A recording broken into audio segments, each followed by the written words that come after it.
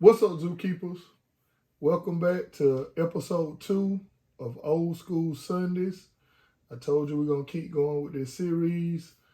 Without further ado, let's get to this video. I want y'all to sit back, enjoy yourself, learn some history. I got a lot coming with this series. Like I said, Old School Wednesday's going to be a little bit more in depth than Throwback Thursdays. But let's get to the video. So, y'all looking at all these systems up here and wondering what is these systems. Every last one of these systems is a TurboGrafx 16. Although you got different iterations of them, they still basically the same machine. 1987, they released this right here, which is the PC Engine. The PC Engine is what was released in Japan. NEC released it, and it was what was known as the first TurboGrafx 16. And then in the States, in 1989, we got what we call the TurboGrafx 16. Now, the TurboGrafx 16 in the States was a lesser known console. Some people knew of it because of magazines, but didn't too many people have one. I sort of had one as a child. One was over my brother's house. It was bought for me, but I only played it over my brother's house. So I kind of had one, which is this one right here. So I don't kind of count it because I didn't spend a lot of time with it. And some of these are my, so to speak, original games to go with it. But in 1989, we got what is called the TurboGrafx 16s in the States. This is the official first 16-bit console. Not the Super Nintendo and not the Genesis, which everybody know, or the console war. 87, the PC Engine came out and was technically a 16-bit console. Now, this console didn't last very long.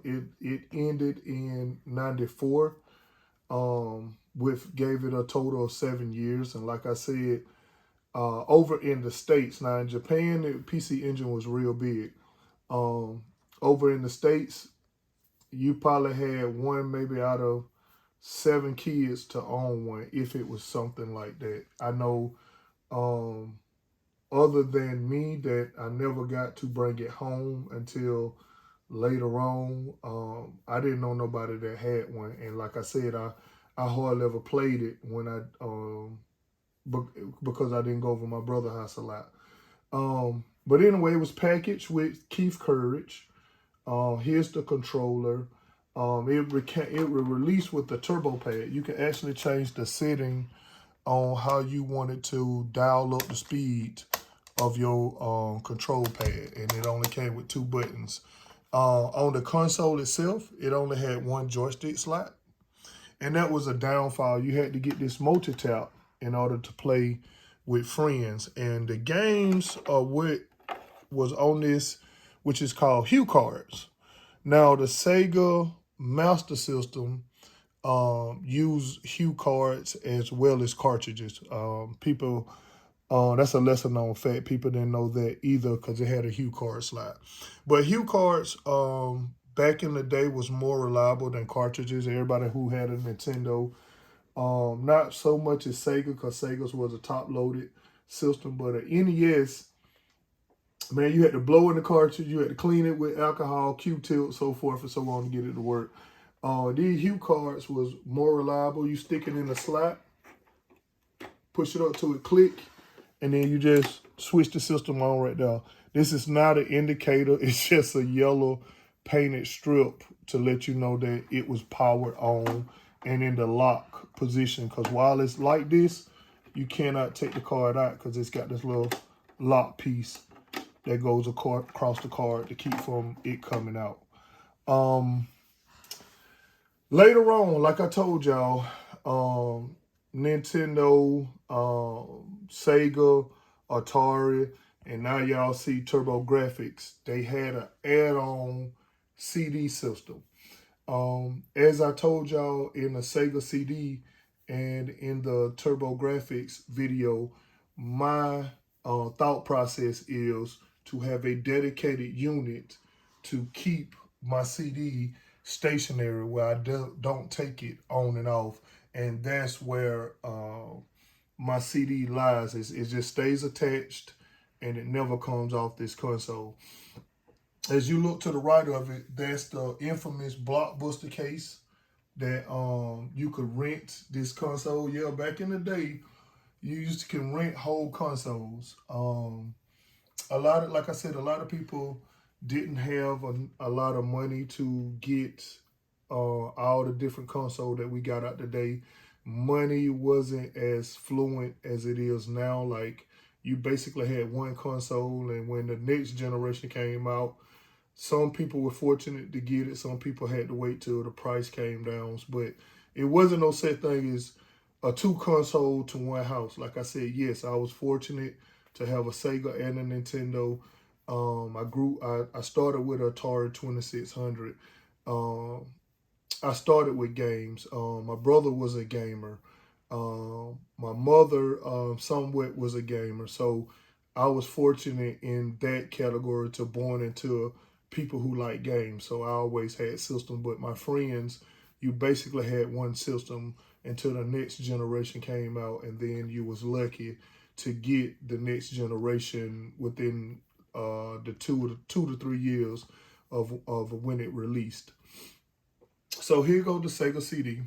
Here go my Sega CD games. I don't have a lot. I have 5. Everybody know the TurboGrafx and the TurboGrafx 16 CDs is expensive, man. Super expensive. These were some CD games I picked up. Now, I didn't have no CD system as a child. Now, this is my childhood, so to speak, on TurboGrafx 16. I didn't have no CD system. So later on in life, I got one, and by the time I got one, the games will skyrocket.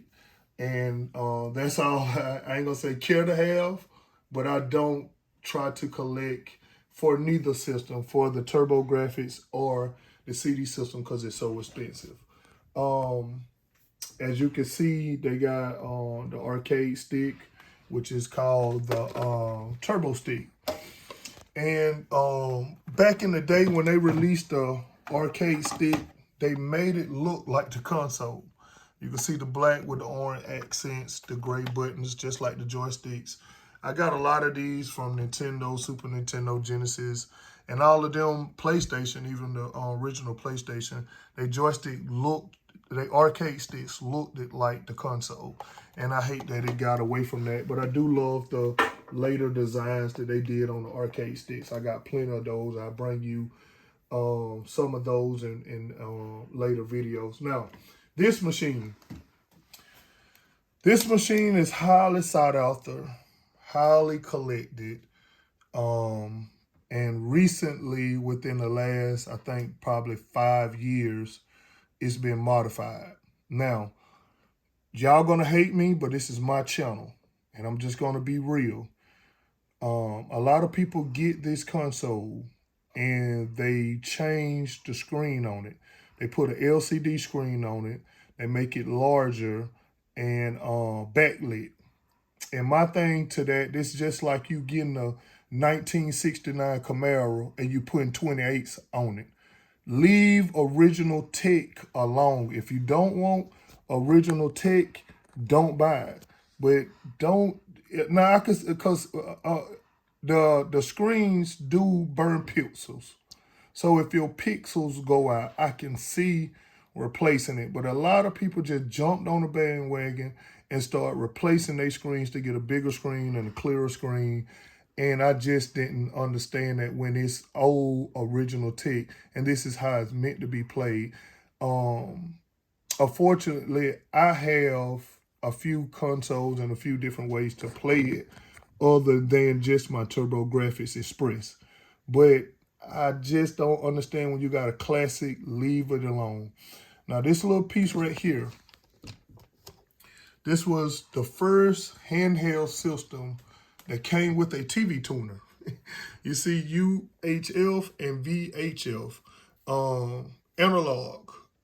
when channels came in analog, you buy this piece, attach it to your TurboGrafx, and man, you had a portable TV.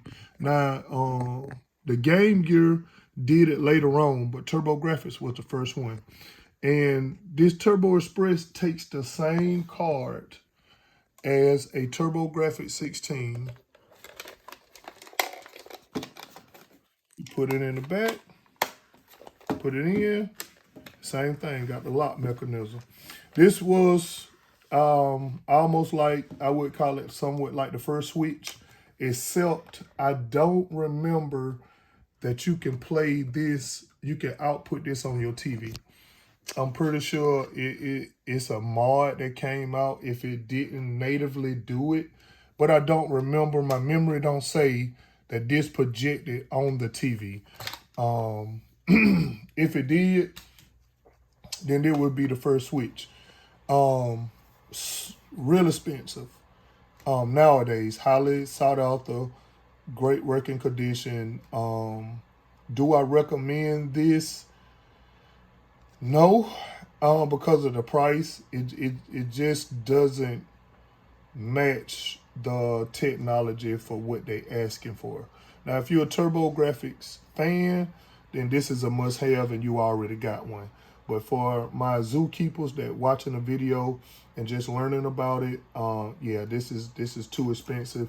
There's other ways to play TurboGrafx 16 that's a little bit easier on your pocket. Now, when I say less expensive, that doesn't mean that these are cheap, because this TurboGrafx 16 unit complete runs more than the Turbo Express. But again, you're getting two systems in one. Now I'm gonna run y'all off some of my games. Like I said, that's all my CD games over here. This is all my HuCard games. And like I said, it came with Keith Courage, it's boxed with it. But you can see I got Bunks, I got Bloody Wolf, I got Legendary Axe, Ninja Spirits, Battle Royale, Chase HQ, Hero Blasters or Arrow Blasters. I can't even see what that is. Sonic Spike and Sports TV Football, along with China Warriors, in case another Keith Courage that's wasn't packaged, TV Sports Football the same, and King of Casino. Those are all my TurboGrafx 16 regular games. Oh yeah, and the CD unit, you have to have the TurboGrafx CD card placed inside the unit, and then you put the CD in and it powers on. This is actually on a dock plate that I can show you from this TurboGrafx. This look like a wide system, but it's actually not. This is just a back piece. And on the CD unit, it sits on the plate and it slides into the CD unit. And you can get what is called a turbo booster. This use the analog format, but you can get the TV, or you can get the turbo booster, which use the red, yellow, and white cables. And I don't have a booster because again, a lot of ways I have to play it. Case in point, the last one I want to talk to y'all about, which is, in my opinion, the best way, the most reliable way to play, which is a Turbo Duo. A Turbo Duo is just like what I showed y'all, the JVC XI. It's a CD unit, and it's a TurboGrafx 16 unit all in one. This is what I would recommend y'all to get. If y'all get one, if y'all going back in time. Again, like I tell y'all, this is not cheap. None of these are like affordable, really. But if you do want to play, TurboGrafx did have some great shooters. It's known for shooters. Um, people call them shoot 'em ups. Smups. It's different ways that they say it. I just say shooters. Again, I'm from the South. We don't put all those vowels and we don't end our words the way that other people do. So I say shooters. It's known for having great shooters. So if you do want to play some of these shooters, I recommend a Turbo Duo. You can't go wrong with that. Now that is worth somewhat of the money they're asking for because you're getting 2 units. That's reliable in one unit, and you don't have to forsake something to sit on top of your setup. Something as bulky as a TurboGrafx and a CD unit. Um, Besides that, you guys, really is nothing more um, that I have to say about the TurboGrafx other than in the North America, it was last. People had the Nintendo. Nintendo had the dominant share of the market. It was a small portion. Had Sega, and then came TurboGrafx. Those were the 3 competing systems out in the 80s up into the early 90s. And after the TurboGrafx 16 was almost discontinued, the Sega Genesis followed up, which was the Sega 16-bit system, and then the Super Nintendo followed after that, which was their 16-bit system. But by then, the TurboGrafx was all but dead when Sega and Nintendo released their 16-bit console. But this is the first 16-bit console. It doesn't get a lot of recognition. As far as I know, I don't know if it's emulated. I'm not real big on the emulation scene. Now, I do have some consoles that is emulated. I don't frown upon emulation, but it just, again, I'm a more physical guy. I know I like original hardware. If I'm gonna play a TurboGrafx, I want to pick up a controller and try to rekindle some of my youth and nostalgia playing the controller on the original controller on original hardware. Again, that's me. I know I'm fortunate, and I just want to bring some of my collection to you guys. Other than that, I don't have no more to say other than Zookeepers, I see y'all are subscribing to me. I appreciate it. Thank y'all a lot. It means a lot. We're trying to get this channel to main screen. I'm still looking for an editor, you guys. So if you know anybody, send them my way. But y'all are amazing fans. Y'all wait for my videos. A lot of people learn stuff from my videos. It's be some stuff in my videos that people haven't seen, and that makes me keep doing these type of videos. I mean it from the heart. I love what I do. I've been collecting for over 30 years collecting. So it ain't gonna stop. I got tons of product to show you guys, but keep watching, keep subscribing. More videos gonna come, and I hope y'all enjoy it. Your favorite gorilla, your silverback. I'm being on my chest, and I'm out.